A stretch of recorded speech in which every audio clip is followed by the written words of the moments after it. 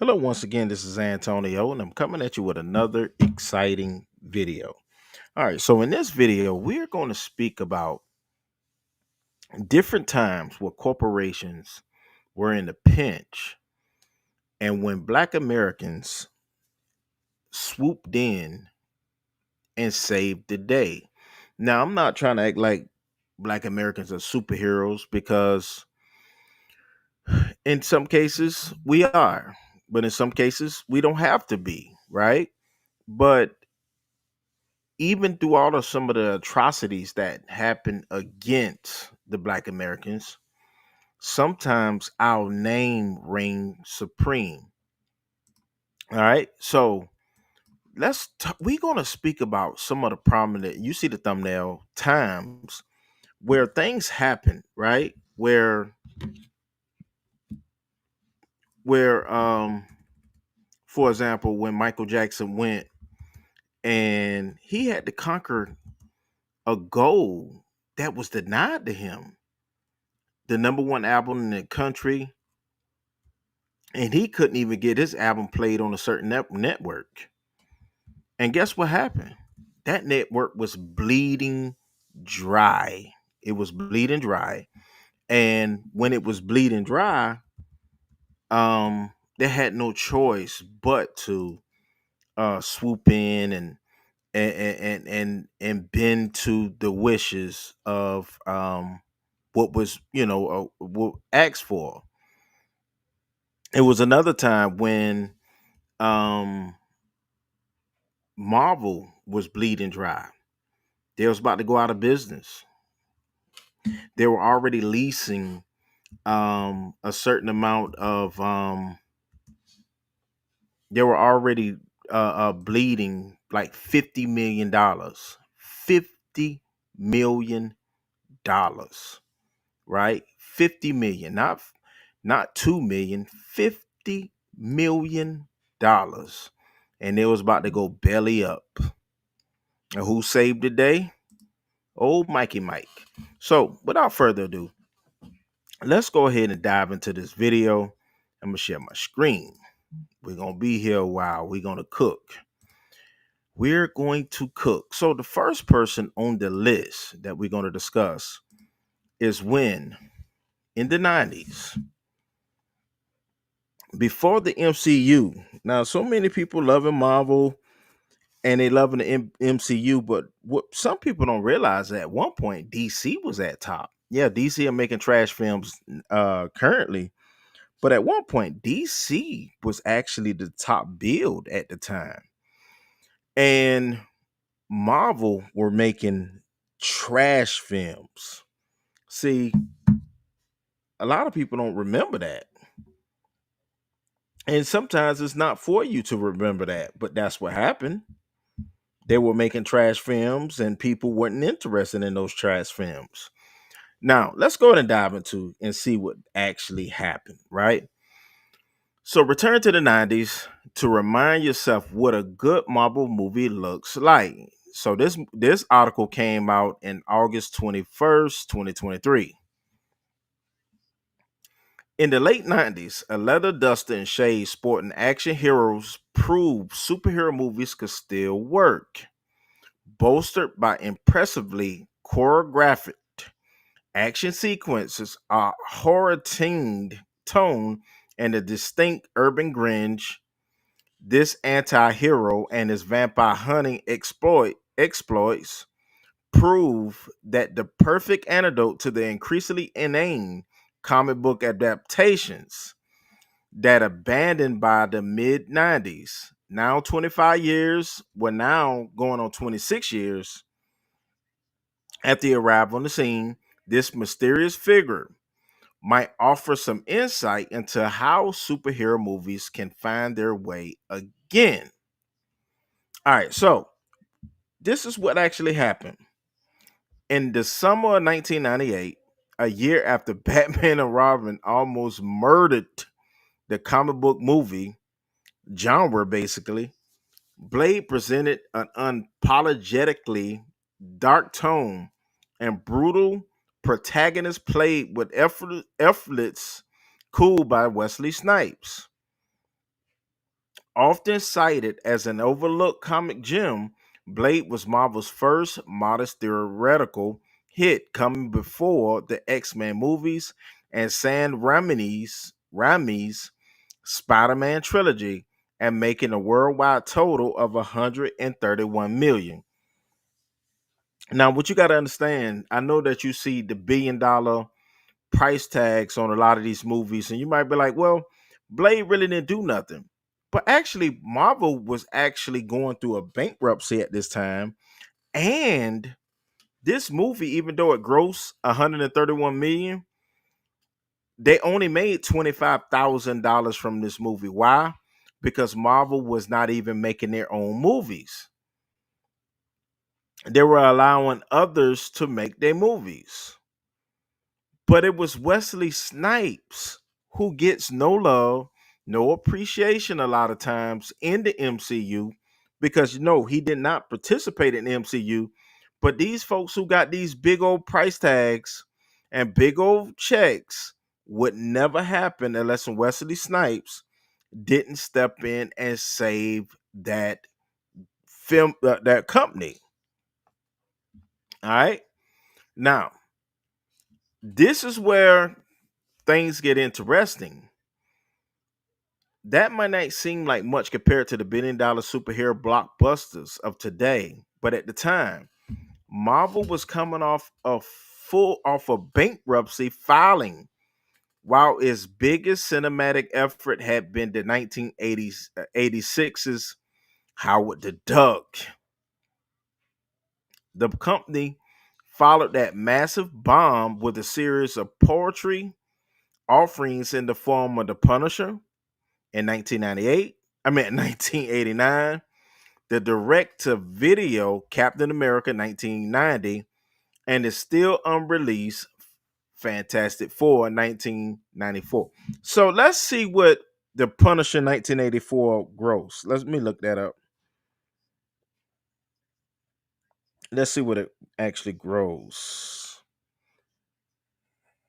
The Punisher 1989. Okay, so the box office. Okay, so the budget for the movie was $9 million, and the movie actually made $30 million. And in this movie, Dolph Lundgren, the guy who played uh in Rocky Four, the Russian in Rocky Four, played Frank Castle.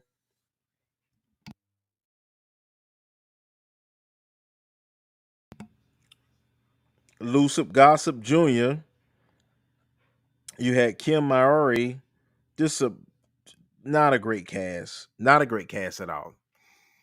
All right, now with Blade, however, Marvel saw its first hint of future box office success. The character was a little known entity created as a straightforward vampire hunter by Marv Wolfman and Gene Coling for issue number 10, The Tomb of Dracula in 1972.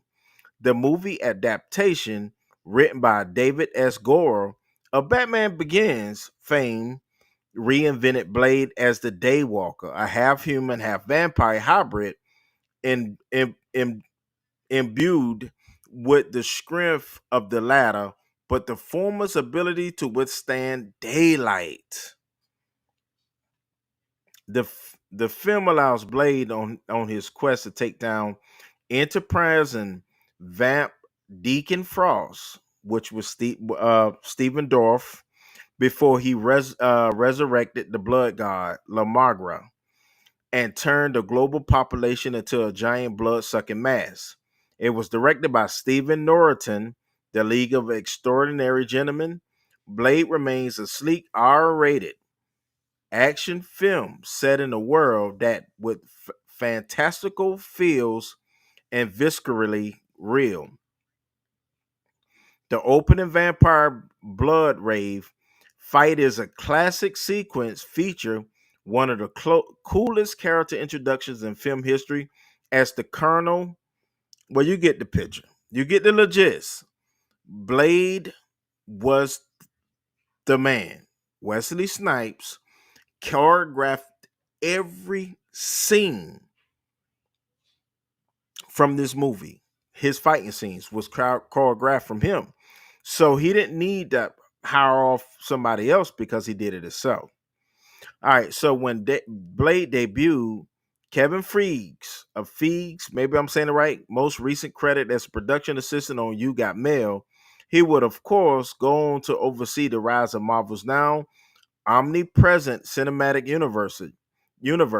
But in recent years, the rise hit a plateau, a combination of superhero fatigue, overuse of rush, CGI, poor script writing, and Marvel's oversaturation of the streaming market has led to a down pattern.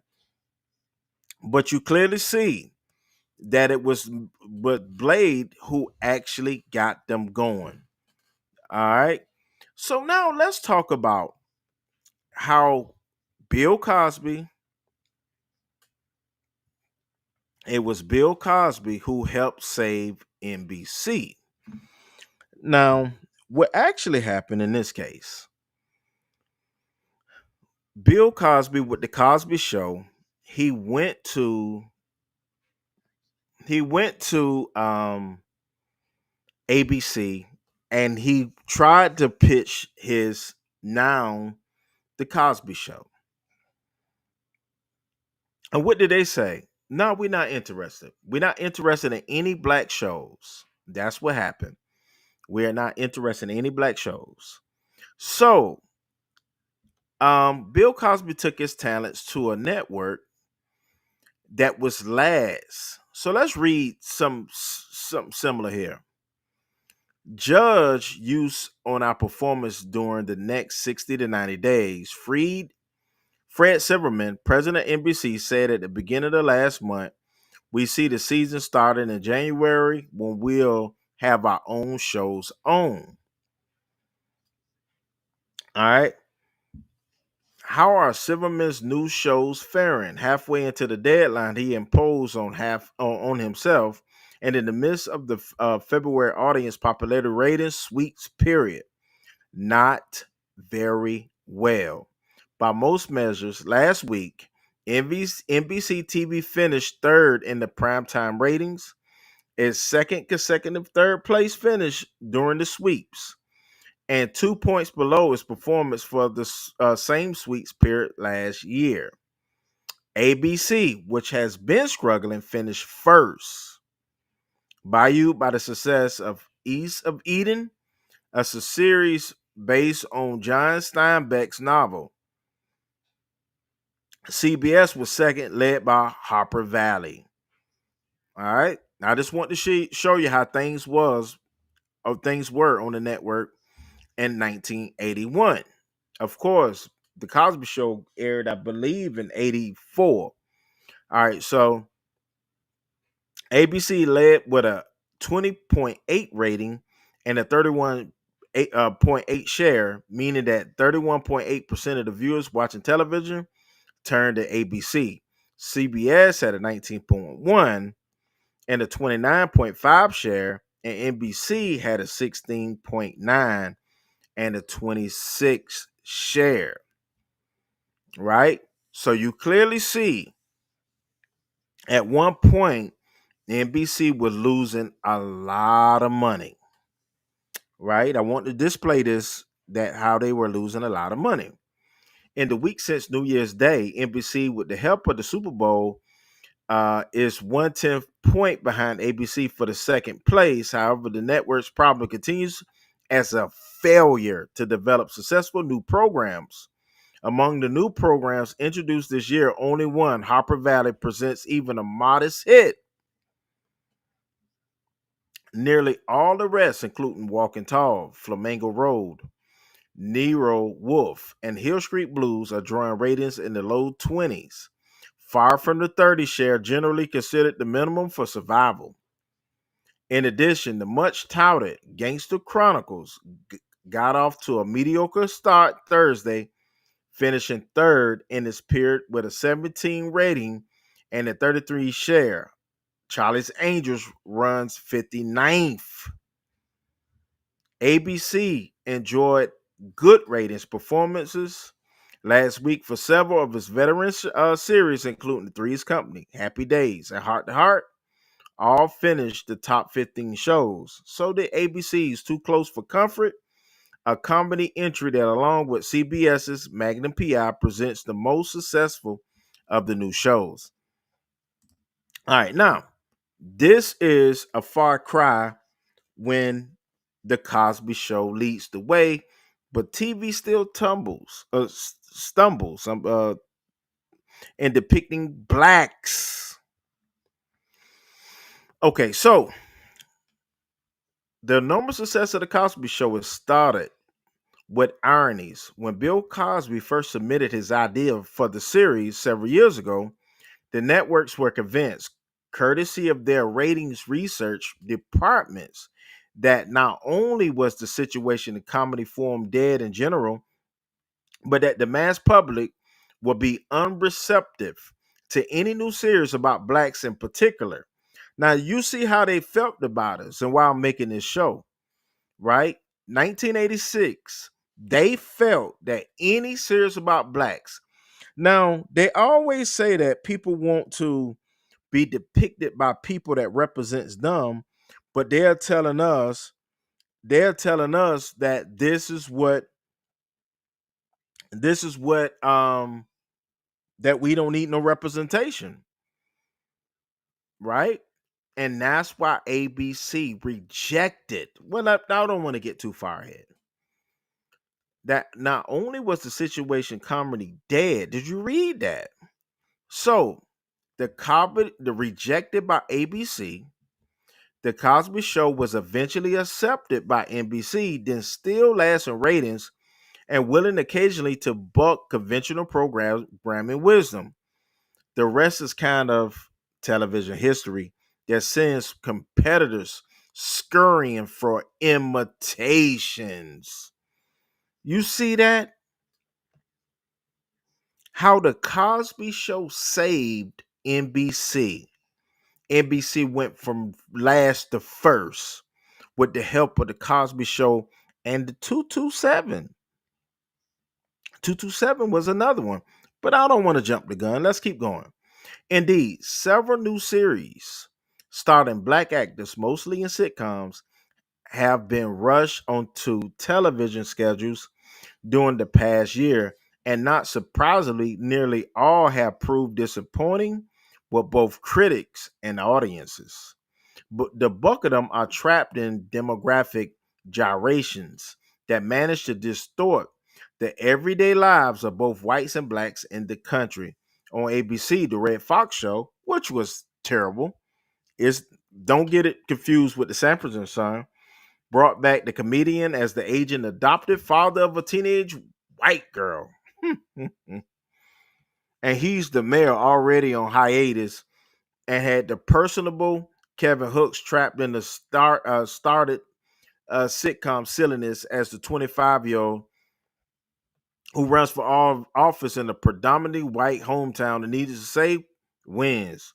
CBS's Melba, yanked for repairs after only one episode, featured Melba Moore as a very proper divorced mother who was liberated. Sister is white.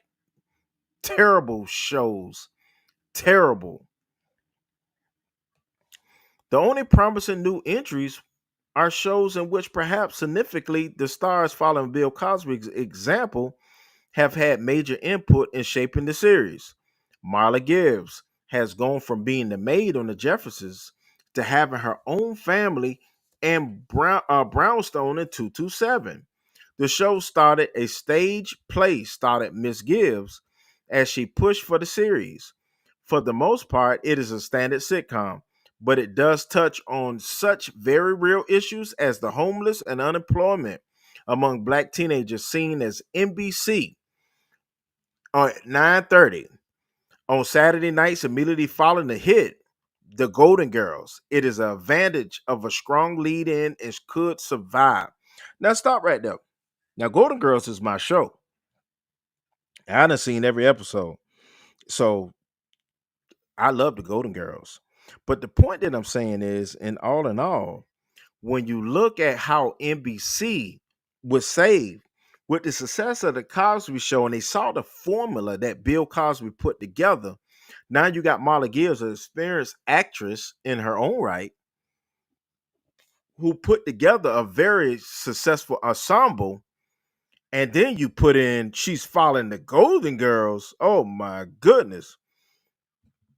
Now, ABC, who turned down the Cosby Show, right, put together some failed shows.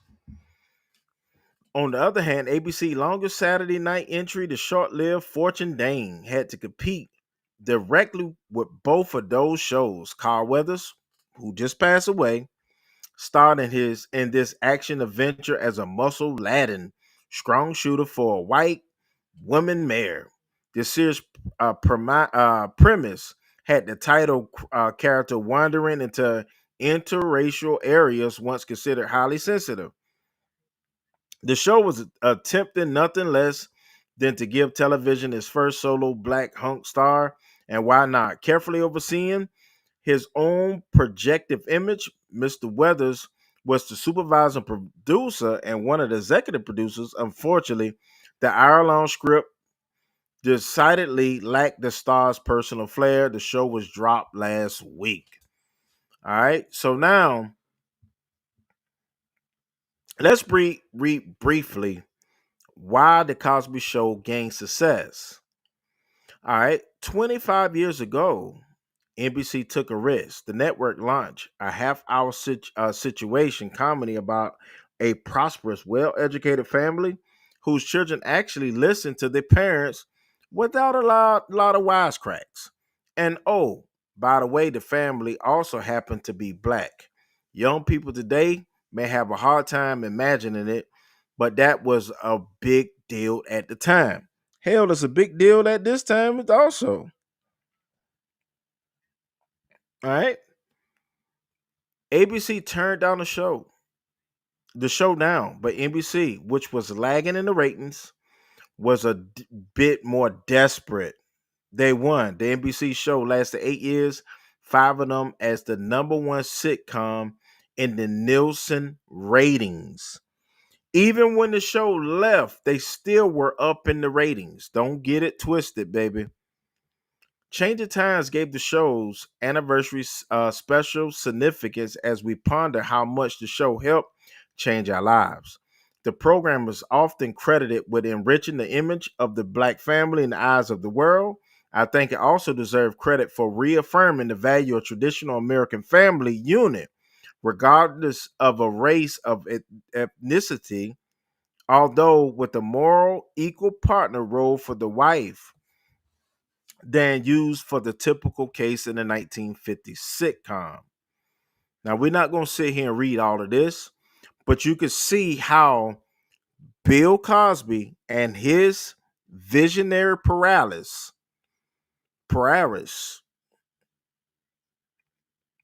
helped NBC from faltering.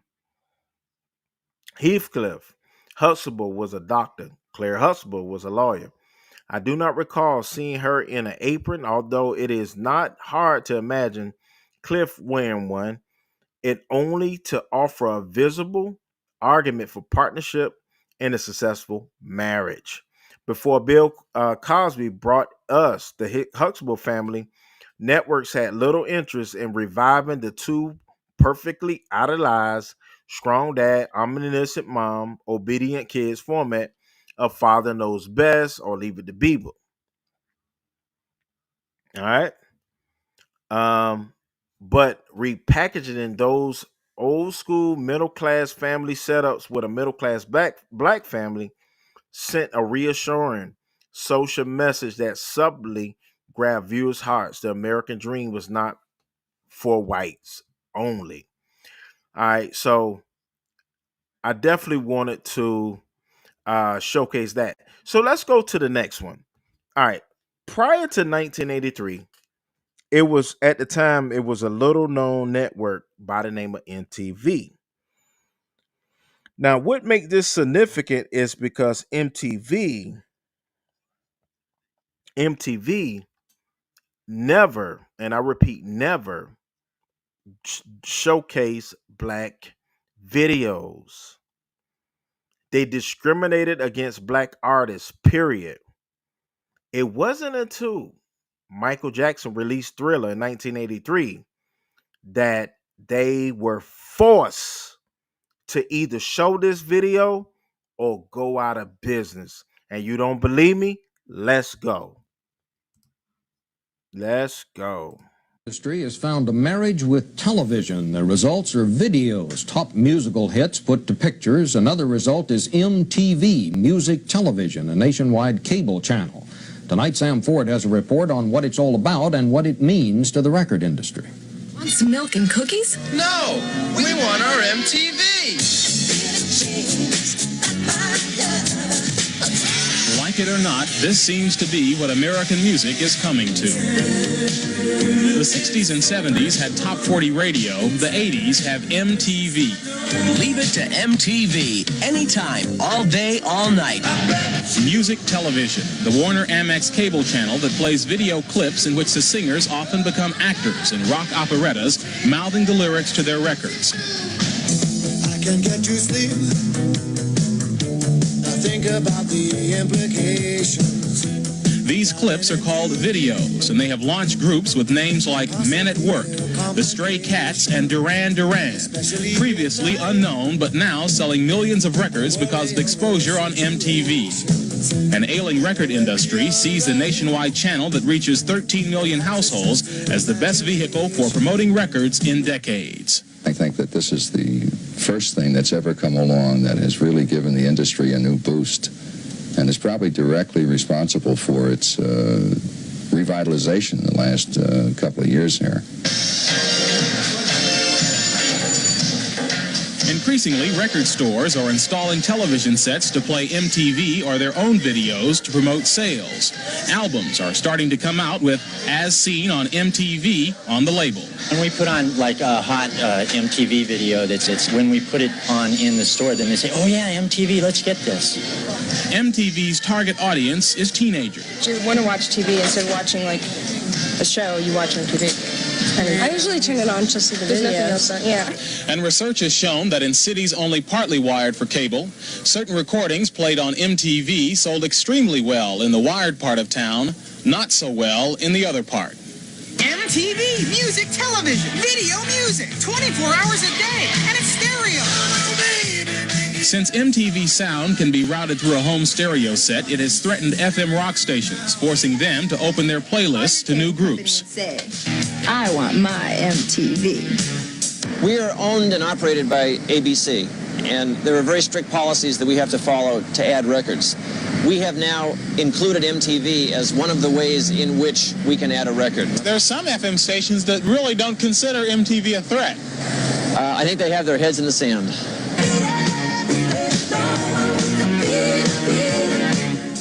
MTV has sparked a new... Okay, so let me pause that. They making it seem like they played Michael Jackson. They did not. They did not play Michael Jackson. Matter of fact, I may have to remove this clip out because there's a lot of music being played. They did not play Michael Jackson. They didn't play no black artists prior to 1983. They played Tina Turner probably once or twice, but they did not play. Video production industry, which is turning out 30 or more tapes a week to promote record sales. Some are elaborate productions costing upwards of $100,000.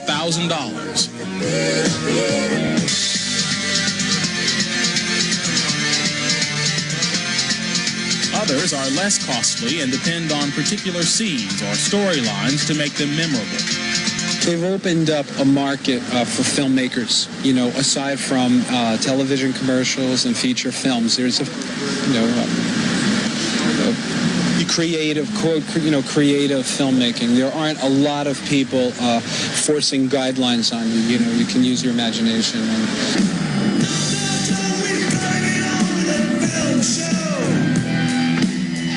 And these days, days, almost any major rock and roll group that releases an album will also do a video of at least one of the songs. Okay, you got ID. Okay, thanks. Thank you. And budding young bands like the Plimsolls of Los Angeles invest in videos, hoping to get that big break after exposure on MTV. Doing for bands what just record sales wouldn't. Bands are being able to be seen across the nation where normally you probably wouldn't even find a record. We got concert information for Rick Springfield with Sparks opening for them. MTV's programming is all tied together by its staff of on-air personalities called video jocks, who record segues of music news and happy talk to play between the videos. The creator of MTV is 29-year-old Bob Pittman, a former radio station program director. I think we always thought it'd be a success, but what it's turned out to be is a phenomenon that exceeds the boundaries of cable television and music, and is, I think, a phenomenon of the youth culture today. Happy with MTV, many black artists who have been told their music doesn't fit the format. She's a very kicky girl. That's what's happening. We're being sat in the back of the bus television style. And if Pittman gets away with this, and there are other cable shows that form, they're going to try it.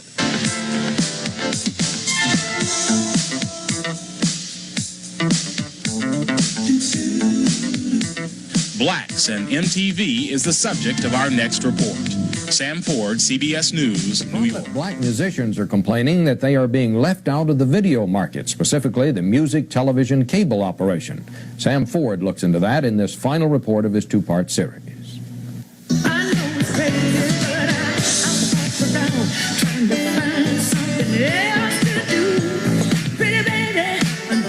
This Gladys Knight in the Pips video music film will probably never be seen by the 13 million potential viewers of MTV.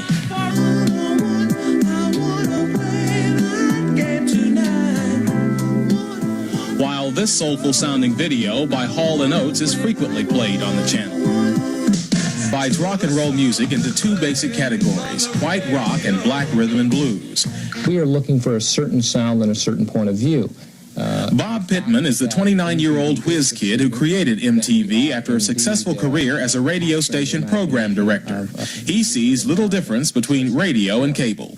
We are not all things to all people. We are cable television, and what cable television does best is specialize. One thing per channel. So you know exactly what you're getting when you turn on the channel. That's Human League with fascination. I don't know. To MTV, this is a matter of following a traditional FM radio rock format. She's all right. She's all right. But to black recording artists like Rick James, whose videos have been rejected by MTV, it's an example of racism. You know, this isn't the Wizard of Oz. I mean, there are black people here, and we make music. And we spend thousands or $100,000 on videos. And we're not doing this for the sake of because we enjoy doing it. We're doing it because it's part of the art. And we're being excluded from the art.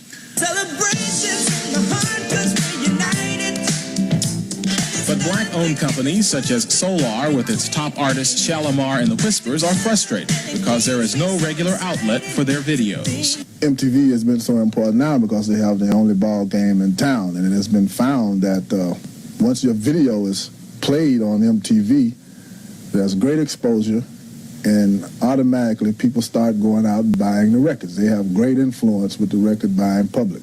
And many artists that have never been heard of before get their video on MTV and their overnight success. Promotion managers for black-owned companies have yet to get a video on MTV. I was hoping that they would at least accept the song for the song and the creativity for the creativity. It's very frustrating having the experience, especially when you have artists that are, totally mass appeal, like what Motown has, for instance, the Rick James, the Lionel Richies that we have.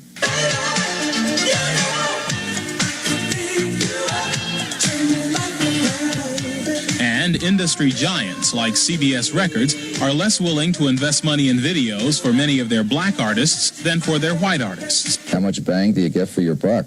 But I think it's almost like any other business that is run in America, until you can present your product to enough people that I think you have a problem in terms of trying to decide how much you should... in his particular songs, and that is a problem for him, and one that I recognize, and I'd love to play Rick James on MTV if he did a rock and roll song. I mean, there are a lot of white kids that put on MTV and say, yeah, where's Stevie Wonder? Where's Marvin Gaye? Where's Rick James? You know, where are all these acts? Next to my Billy Joel record is Rick James, and next to my Van Halen record, there's Earth, Wind & Fire, and next to my AC/DC record, there's maybe Aretha Franklin or Diana Ross or something. Where are these people? I mean, don't we exist? I want my MTV.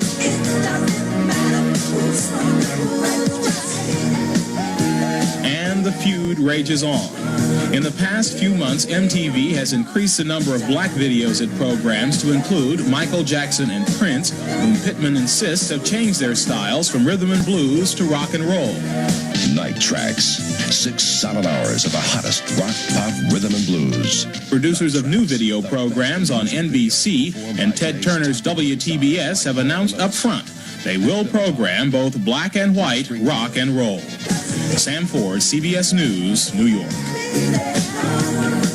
Okay, so I don't know if I'm going to have to pull that out, but one thing I want to speak about directly is because MTV started August 1st, 1981, right?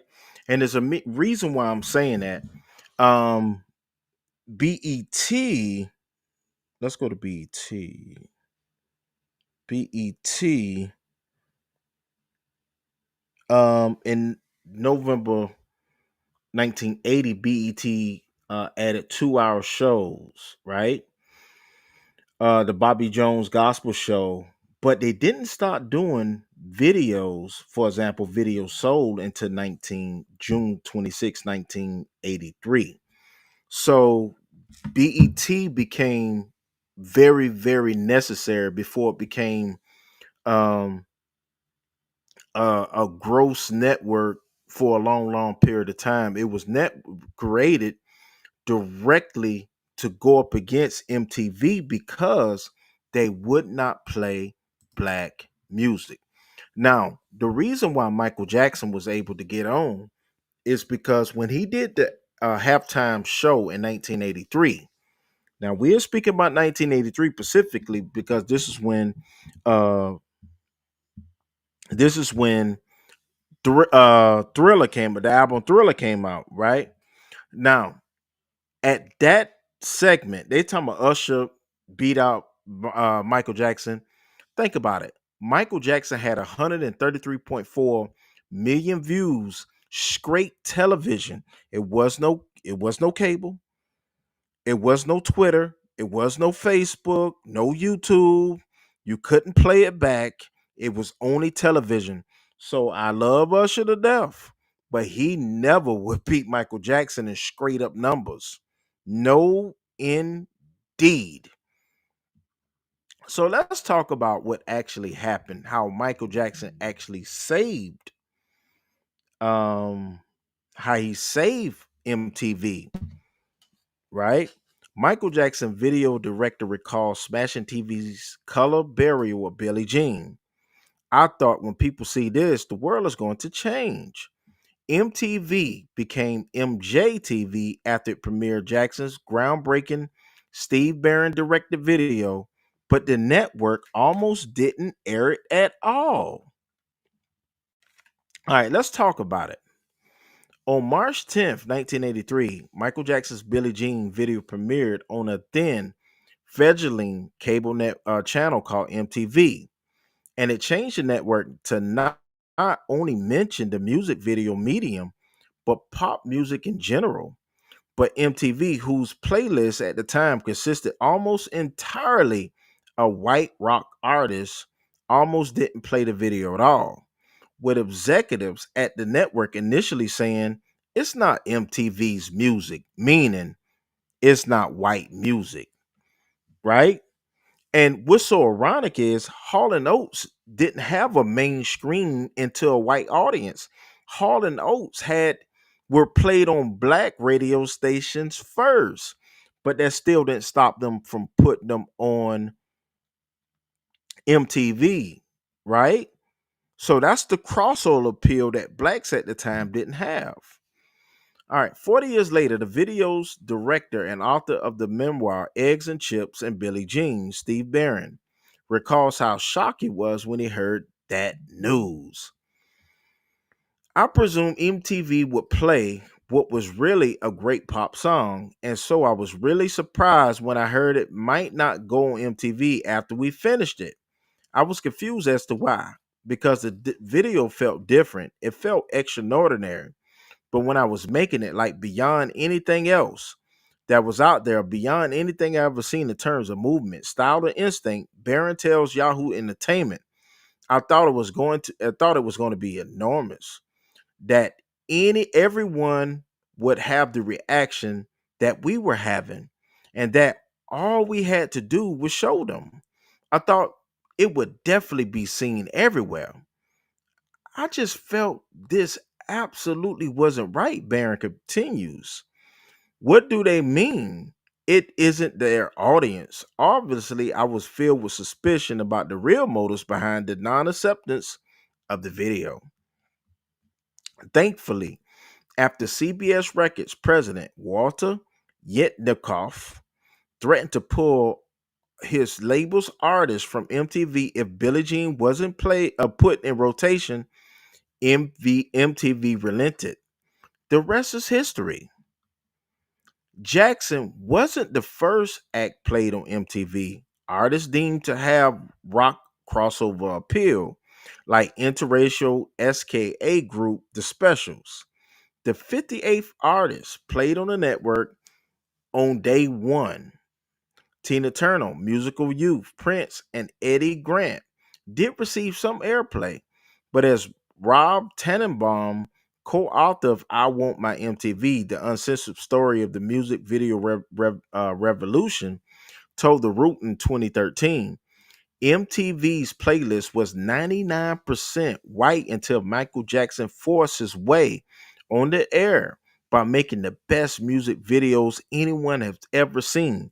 You see how blacks have to go above and beyond? We have to go above beyond just to get acceptance. We got to go extra, extra long just for acceptance.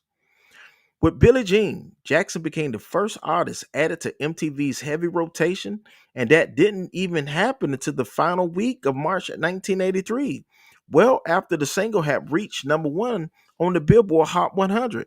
However, eventually the video smashed through the network's color barrier. Michael Jackson became MTV.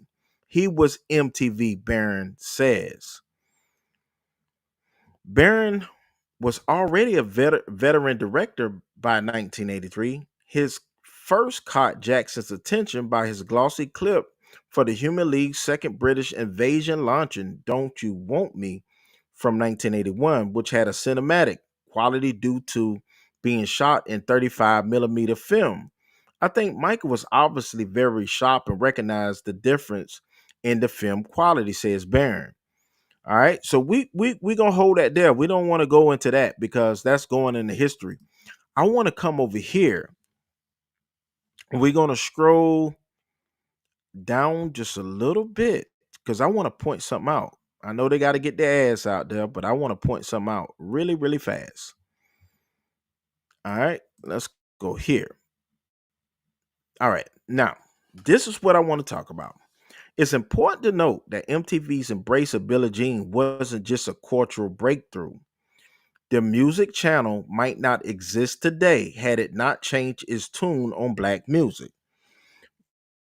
What people fail to realize, and this is a fact, black people love television just like any other group, and we might like television more. We watch more television than any other group. So if you ever look at the appeal of the thumbnails, they're appealing to black people.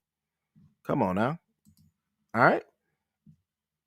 This is what I'm talking about. MTV and they prejudiced ways and they biased ways and they stubbornness was about to go under. It's not enough to say that Thriller videos forced MTV to integrate Tannenbaum assistant. Michael Jackson helped save the network from being shut down. They prejudice was going to shut down. Nobody want to look at no rock all day. MTV executives had expected to lose 10 million before they showed a profit. The network quickly lost 50 million, and its parent company was prepared to shut down MTV and call it quits. Jackson's three Thriller videos came out in 1983. In the first 3 months of 1984, MTV had their first quarterly profit. Ironically, MTV was rescued from failure by a musician who didn't fit the channel's original rock and roll only format. Since Jackson's magical steps lit up 30 years ago, black music videos have grown to the point where a few generalizations to describe them would never suffice to really capture it all. There have been significant strides in filmmaking quality due to the technological advances and a wider palette of thought when it comes to conceptualizing what a video can be. And of course, the flip side is that there has been a major setbacks in expression. They're just stereotypes. Let's just go there.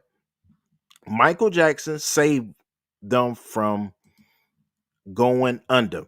Now let's talk about the next person. How Michael Jordan saved Nike. And let's give a rundown of that briefly. All right, so Nike was a running shoe. It was not a basketball shoe. It was not a workout shoe. They were making their money fully off of running, right? Let's talk about it. Before Michael Jordan, Nike almost gave Magic Johnson the same deal. He turned it down. Not only did he turn it down, another one of Johnson's teammates turned down. They offered him 10% of the company. He turned them down. Michael Jordan is also always associated with the Chicago Bulls, but he was just as strong in association with Nike. Off the court, Nike provided a way for him to become a billionaire, and in return, the company could never have reached those heights without him. Michael Jordan didn't even want to sign with Nike initially, and the recently released movie Air shows the roles played by his mother, Dolores, and executive Sonny Vaccaro, in making it happen.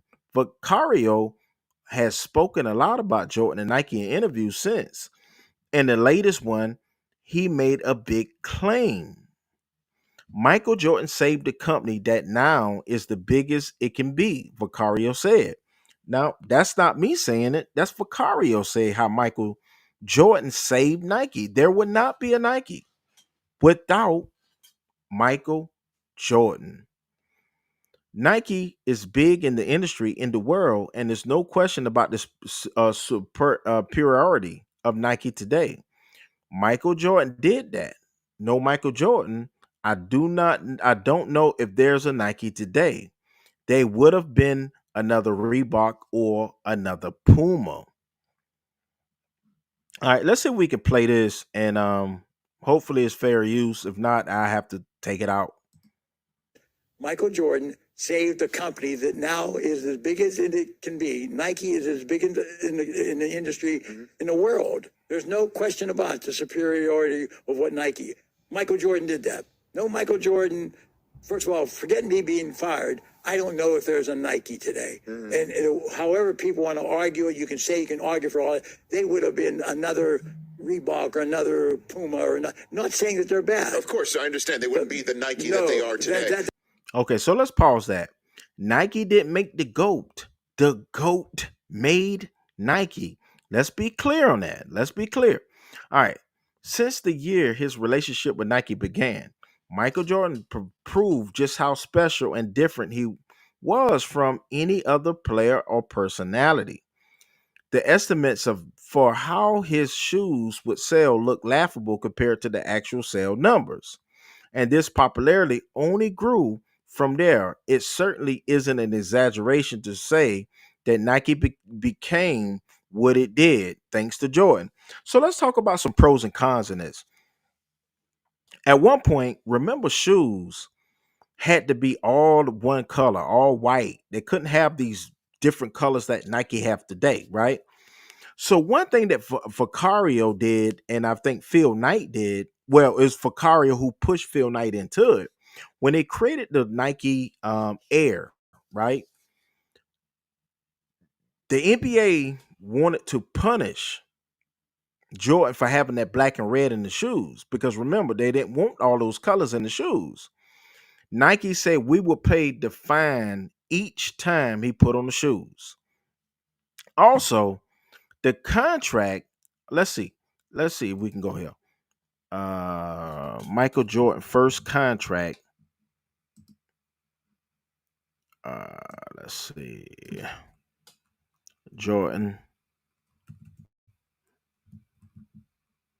first Nike contract. Let's see what it says. All right. So he signed the contract for 2.5 million, signed for a 5-year deal with Nike, 3 times more than any other deal in the National Basketball Association. Nike released the Air Jordan sneaker line in 1985 with the goal of making 3 million in the first 3 years. Right? But guess what? I think the first shoe, okay, this is what I want to show. All right, so his first contract with Nike redefined how brands signed individual athletes and even celebrities to shoe deals. He reached billionaire status in 2014. Released April 1st, 1985, Peter Moore, a creative director at Nike, designed Air Jordan 1, which retailed for $65.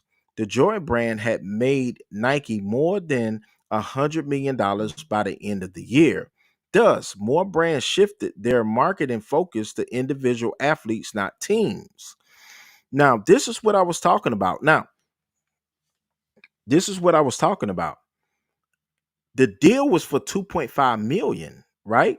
But remember, most deals were flat deals, meaning this is what we sign you for 2.5, you get nothing else. But what Michael Jordan's mother said is no, he should get a percentage off each sale. And this is what catapulted him to $1 million, not the 2.5 5-year deal that he signed. That was peanuts. Michael Jordan was making more money from his shoe deal than he would ever have made from the NBA. All right. Now, listen. The NBA's ban on Jordan's black and red color sneakers incurred a fine of $5,000 per game. Nike ran with the ban narrative that became their own kind of advertising campaign, selling $70 million worth of Air Jordans within 2 months of the sneakers release. So they didn't care about that $5,000 ban per game. The Nike Jordan partnership revolutionized athlete endorsements, and Jordan paved the way for other athletes to make millions from sponsorships. Because, like I said, remember, it was only a one contract deal and it was a flat fee. And then what he did was he stopped making a percentage. And then he helped Charles Barkley. Michael Jordan helped other NBA stars like Charles Barkley make money from Nike as well.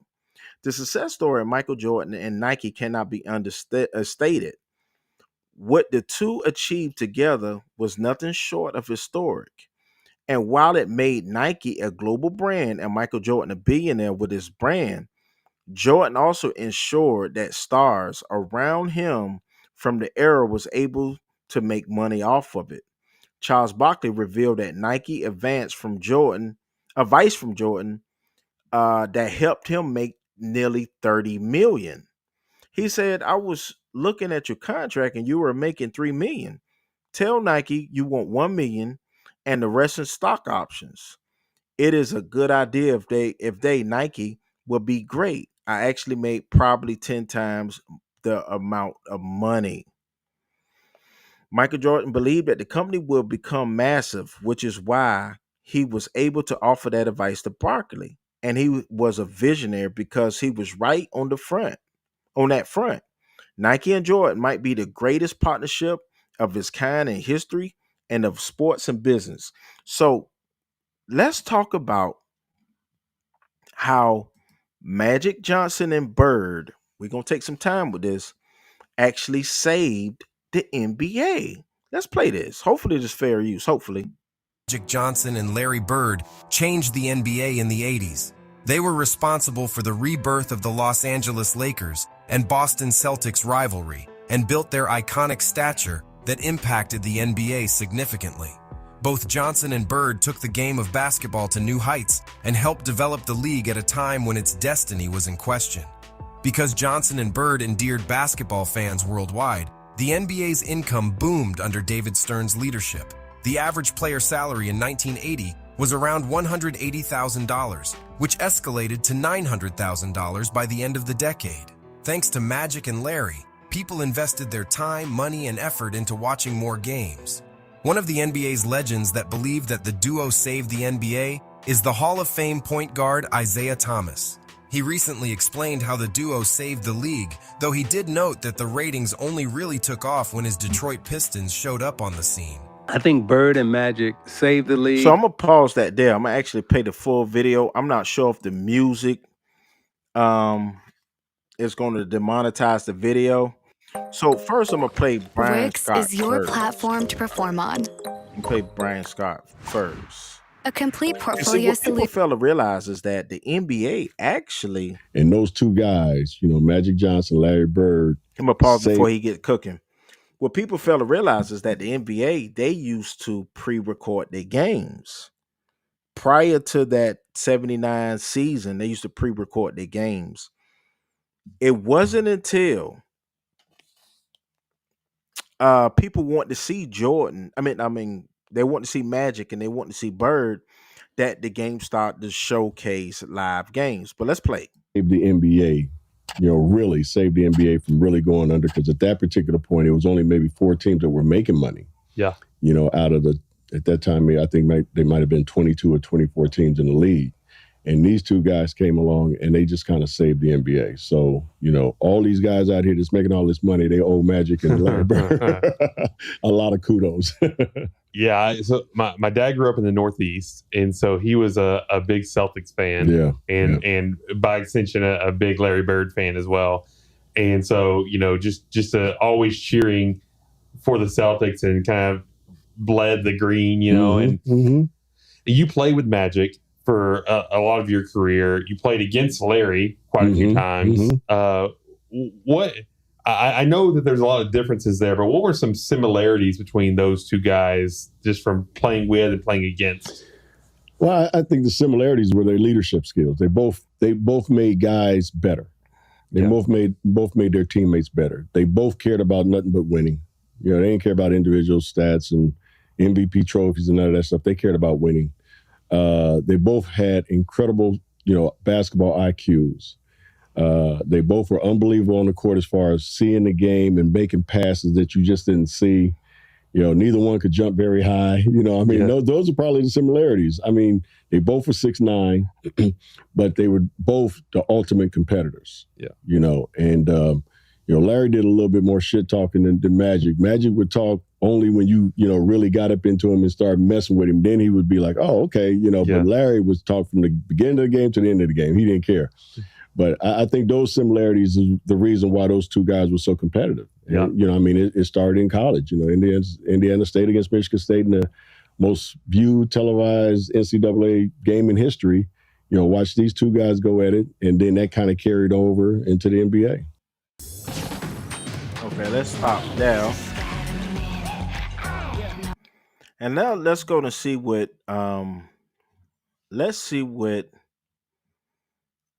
Isaiah Thomas had to say, because Isaiah Thomas had some stuff to say. Hopefully this is fair use, because people don't know that the NBA was pre-recorded. It's not like it is today. I think Bird and Magic saved the league, and I think the league took off when the Detroit Pistons showed up on the scene. I think Bird and Magic, you know, what the NBA was coming out of in the 70s, and how the United States was. I mean, we have to talk about that now. How the United States was for black men in the 70s, and then Bird and Magic being on the stage in the early 80s, coming out of college, and then, you know, playing that game again. Magic coming to LA, Bird going to Boston. You know, they walked into culture. They walked into a foundation. They walked into a way of being. They walked into winning. They didn't have to, you know, get a piece of paper and go to school and get educated. Right. They walked into it, right? Now, that helped, but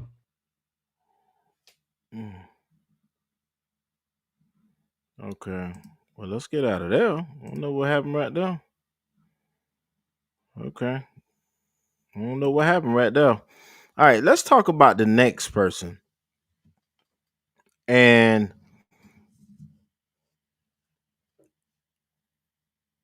what happened next is we're going to talk about Yeezy. I don't know what happened to that clip right there, but Yeezy effect.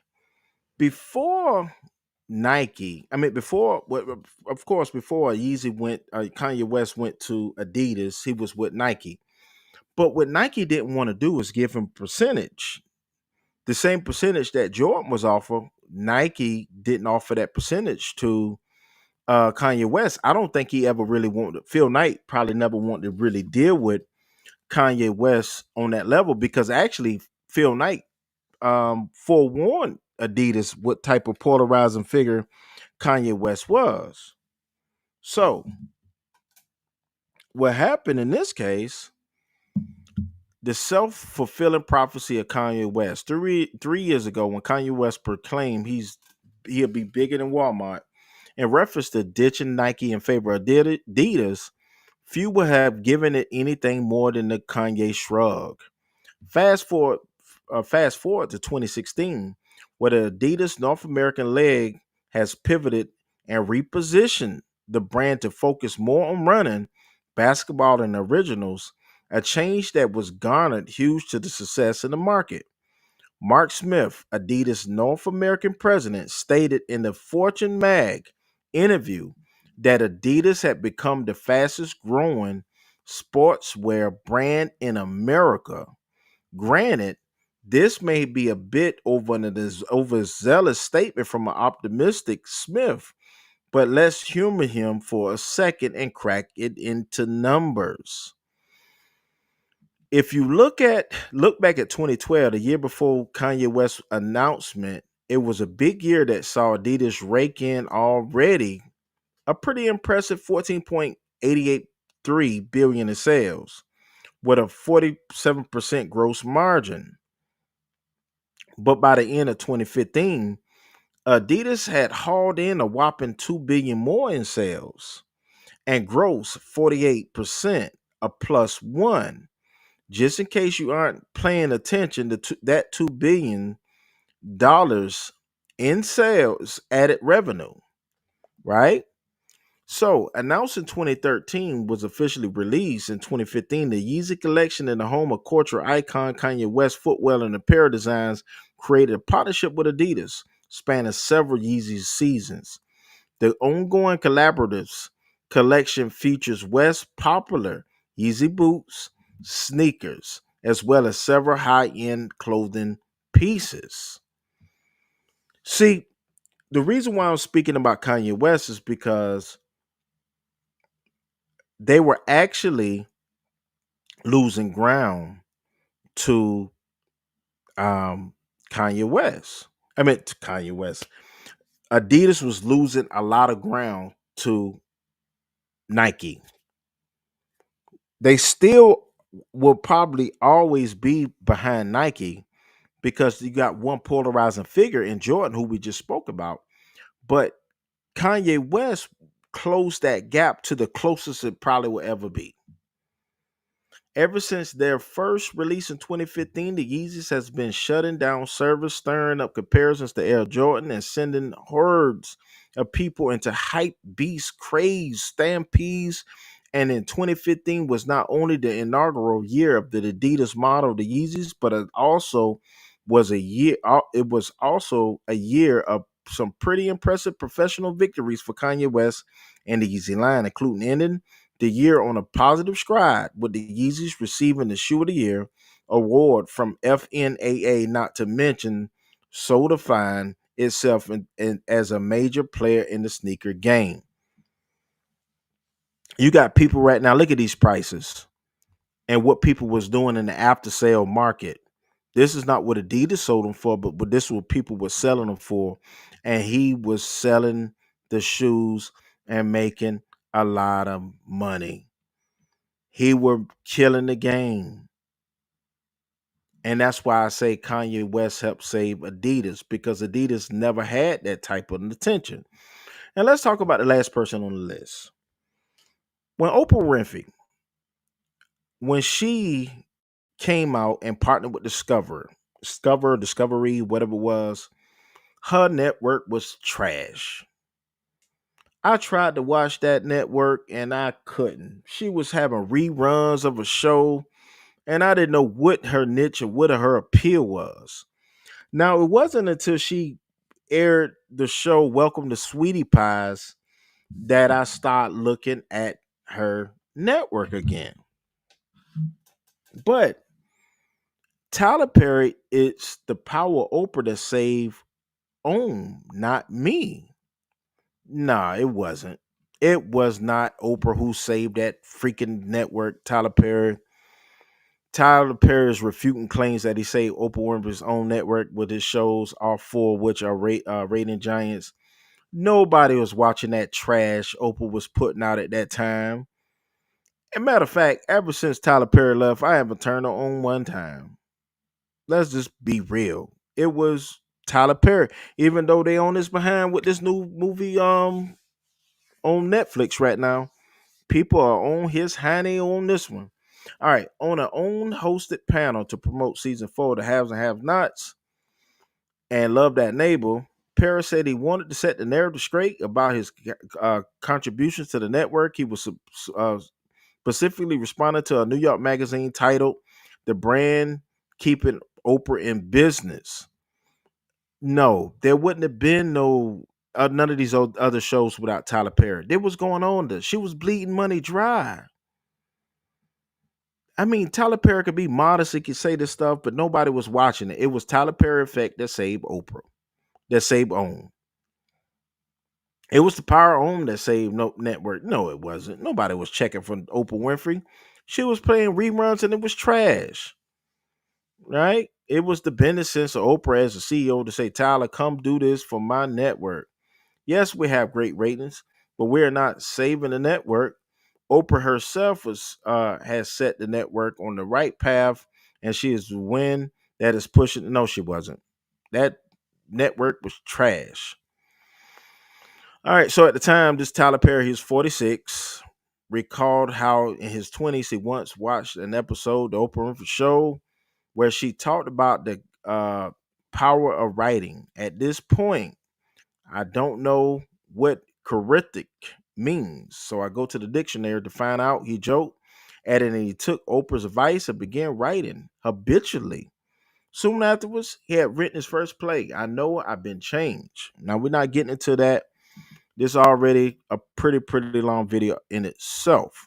So, I want to speak personally about how Black Americans, in some hindsights, have been pitted against, with their back against the wall, and with their prowess have been able to save certain companies, networks, and don't think for a second that it wasn't noticed. You saw ABC and they so-called statistical look that they didn't feel like they need to create a show appeal to blacks.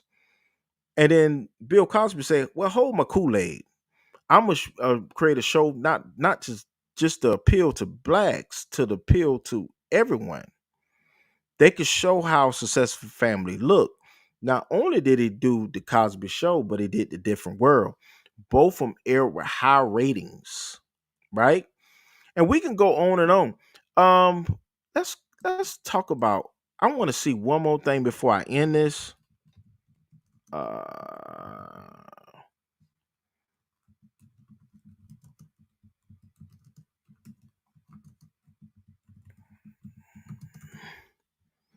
All right.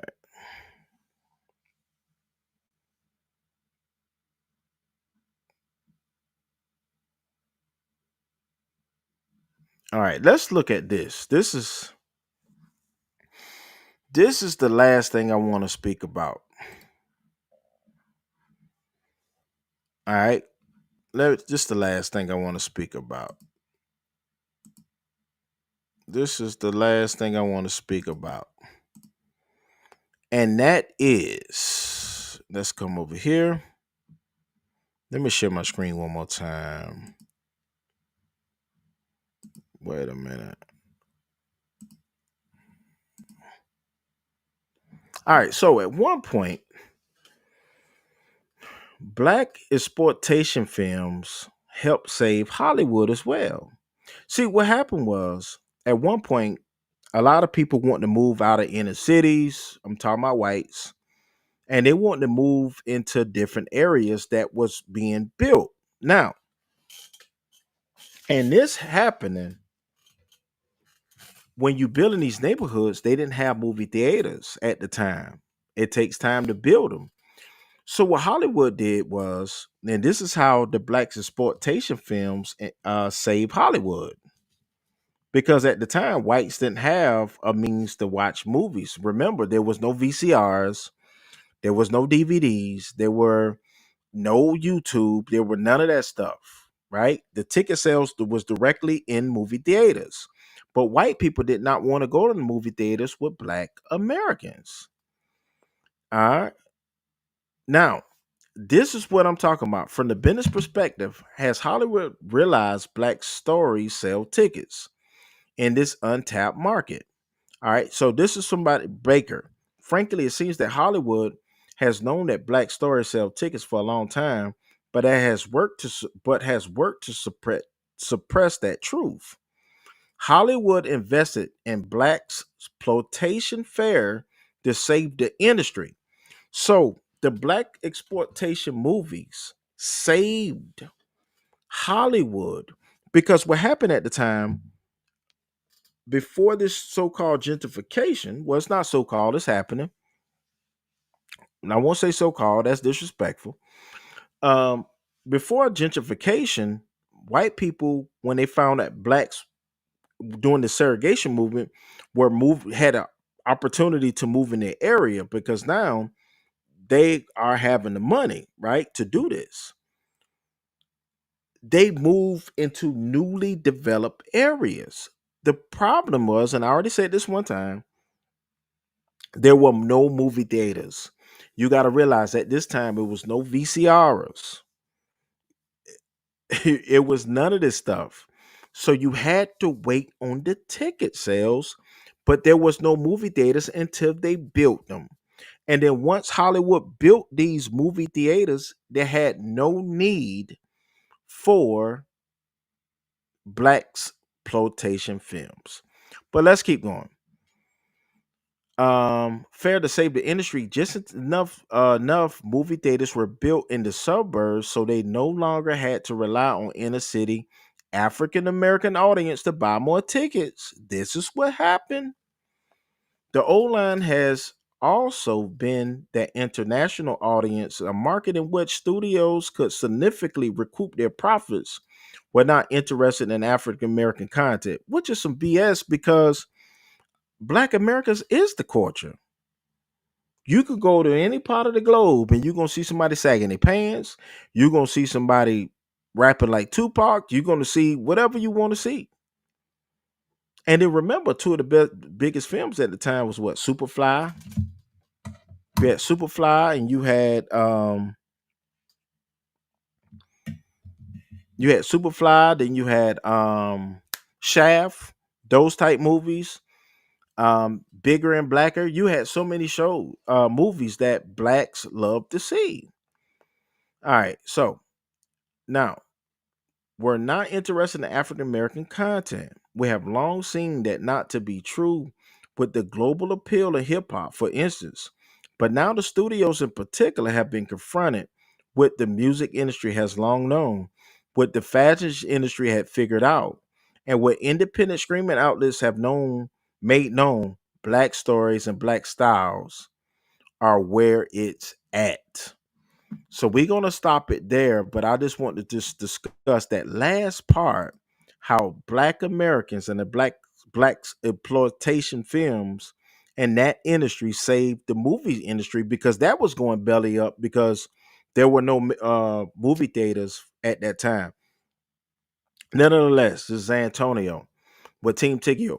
Parts of this video I may have to trim out because there was music. It may be in the sense where it gets demonetized. I don't know. Because they did play music longer than 5 seconds, so it may be trimmed out, but we'll see. If it's trimmed out, people probably won't like this video very, very much. But this is Antonio with Team Tiggio. Please like, comment, subscribe, as we'll be coming to you more videos in the future. And once again, we will see you in the next video. Don't forget to hit that notification bell, as YouTube don't send out notifications a lot of times for my videos. But we'll see you in the next video.